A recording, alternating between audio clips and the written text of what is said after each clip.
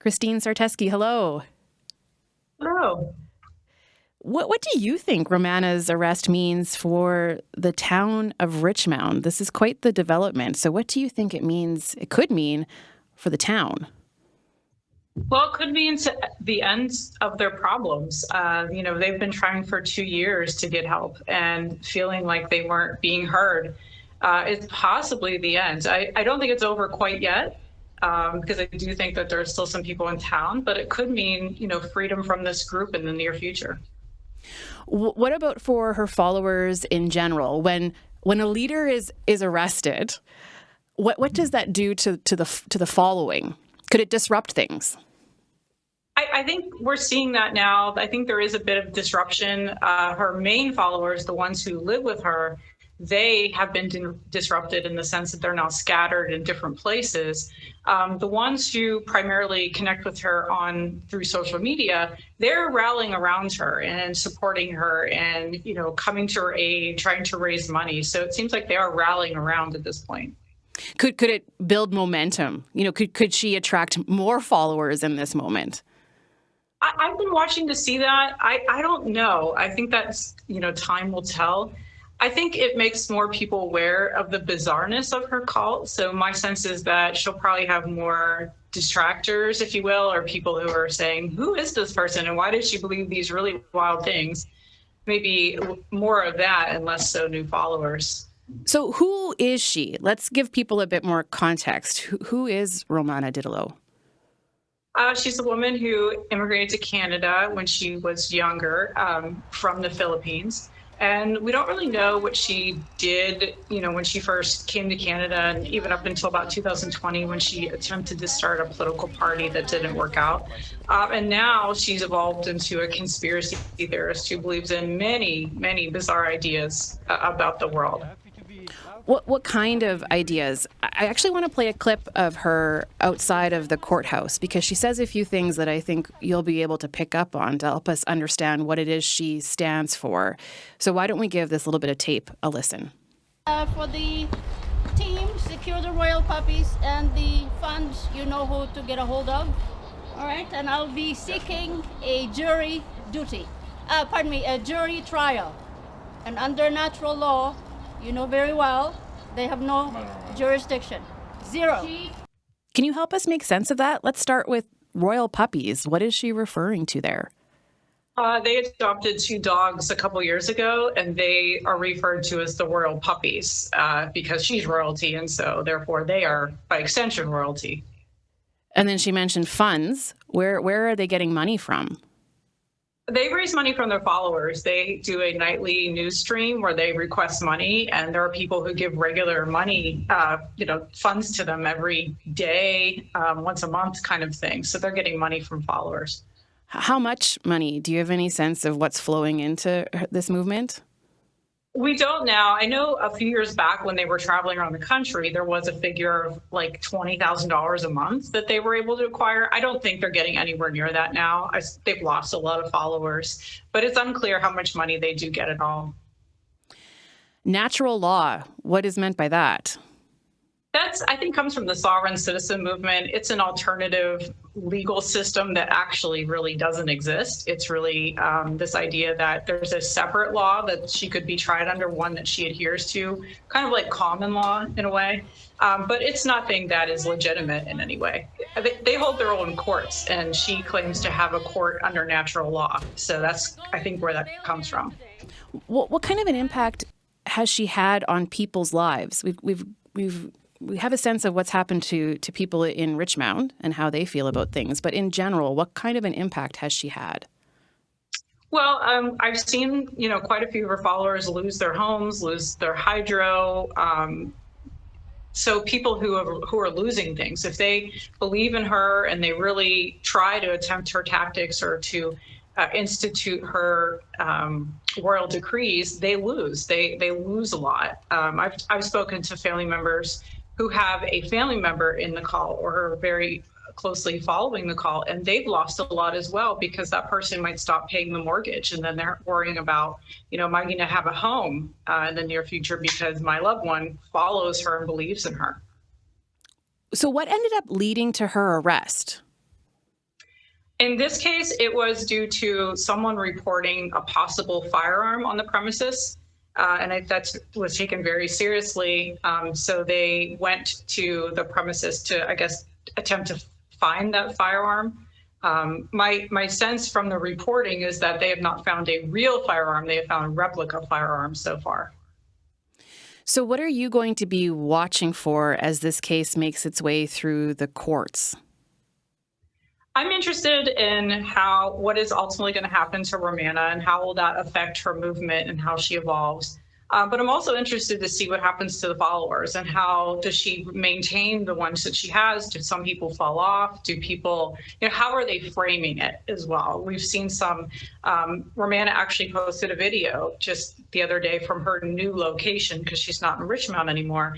And so you get a sense of how they see this arrest. They're characterizing it as a swatting attempt, which is not, it all falls under the definition of swatting, but it's that they are victims of the RCMP and people who are after them. And that's kind of how they see it. So I'm watching to see what happens.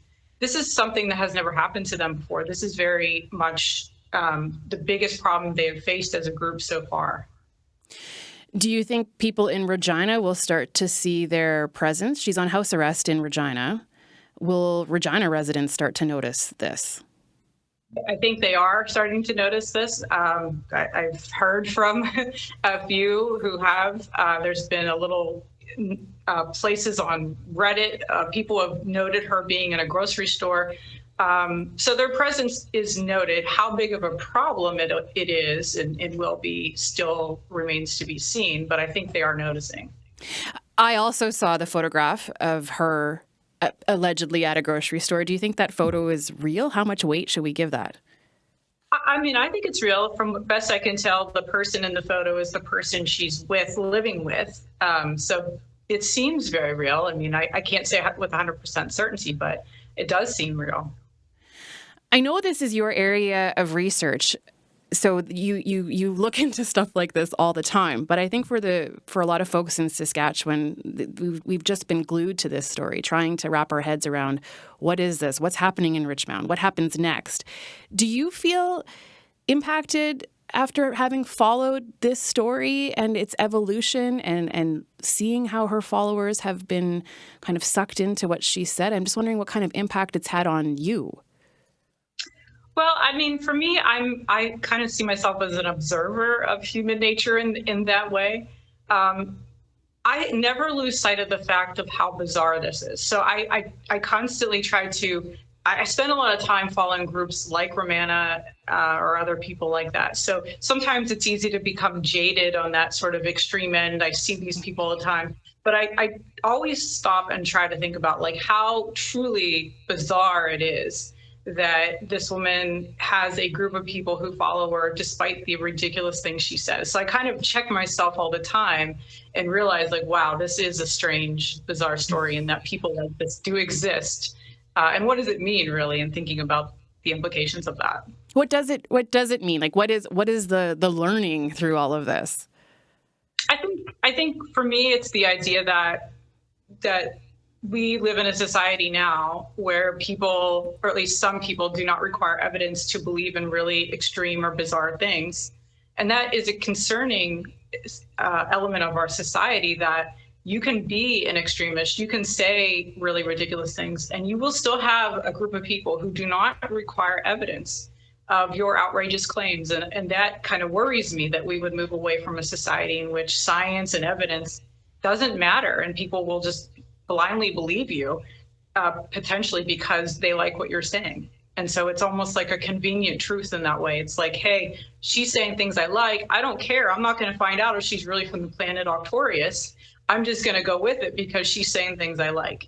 And I think that's concerning for society, that person could get a following. Do you have empathy for the people who are the followers? I think that, certainly, because I sometimes feel like they're being taken advantage of. The population we see in some instances sways is older population. Maybe they can't fully appreciate what's going on. But I also think these are not stupid people. These are not unintelligent people. They're just people who are unwilling to ask hard questions or critical questions of what she's telling them. And they're choosing to look away and not make her verify her claims, her outrageous claims. So, I see it kind of on both sides. How much time have you spent online going down the rabbit hole in the wake of Romanna's arrest? Well, I feel like I'm terminally online, so I feel like I've always been there. That's kind of how I continue to find out what's going on. So I haven't gone too far off the range, so to speak. I've just kind of continued doing what I do. Has your algorithm changed at all in light of the arrest? Are you getting Not different really. stuff? No, it's probably because I always get the same. I've kind of been looking at it for so long, I get the same stuff. How has it helped you understand how people's worldviews can be influenced by what they're seeing in their feeds? Well, I think that you get a true sense of how somebody could believe in certain ideas and have, and really not be connected to the outside world in a way that people are sort of insulated, and that people could have completely different worldviews based solely on the media that they're digesting. And so with the Romanna's people, for instance, they're seemingly solely focused on her ideas, what she posts, the nightly news shows that she posts, and that's where they're getting their quote unquote facts from. And so you can, in a way, understand how they could come to the conclusions they do if that's the only media that they're digesting. They don't trust the mainstream media. Has anyone taken over the nighttime feeds? Yeah, I mean, there are Romanna's sort of second in command, and then there's other people who are still living in Richmound, and so they are. There's a couple people who are there who are still not on the school premises. They're in a different location, but they're continuing the nightly shows. There's even people from different countries who participate in those, so those are still ongoing. Have you listened? I've listened, yeah. Mm-hmm. So what did they say? What have you learned? Well, they spent the last couple of days discussing what that experience of being arrested was like, and what some of the things that they thought were particularly terrible with the arrest, and how they felt mistreated, how they feel that they're being targeted, unfairly treated by the RCMP. And so they've been recounting those for the last couple of days. What would you say to people in Richmound who are maybe feeling a little optimistic, but also worried that it's not going away? And unfortunately, this is what their town is now known for. People across the country know Richmound. What would you say to some of them? Well, I mean, I empathize with them. I understand they've been going through a lot for the past 2 years. I feel like they still have to keep their guard up because I don't think it's over yet. I mean, there's still people in the community from the call who live there. We don't know what's going to happen with Romanna's case. Ultimately, it could take, I think the Crown prosecutor estimated about 30 months for this all to unfold. We don't know what's going to happen with the school. They could potentially be allowed to move back there. I mean, it's just hard to know. So I guess the message would be stay guarded. We don't know what's going to happen. Yeah. Do you think that Romanna's presence will always be felt in Richmound? Does this change the town forever? I mean, it could for the foreseeable future, I guess, until people forget about it at some point. Especially if this is the end of it, right? We don't know yet, but I think it's something that got them on the map. Maybe not what they wanted to get them on the map, but it has certainly brought them a lot of attention, for better or worse. Christine, thanks. Thank you so much.